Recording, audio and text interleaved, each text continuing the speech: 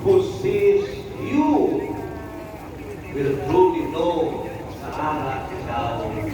Ikaw man ang aking makaangkin sa anong bahang ito'y. Because of the life of Christ, she changed the life of all. Kaya nagkapabatyan sa aton, kaya siya nagkaupol sa aton. The battle between light and darkness continues.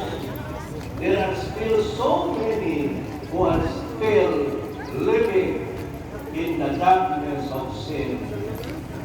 As we light these candles, we call perdon. Let us permit Christ to illumine our lives. Let us go beyond just rituals, but desire from the presence. As the Jubilee year reminds us, let us go to the sacrament of reconciliation. Let Christ light our lives.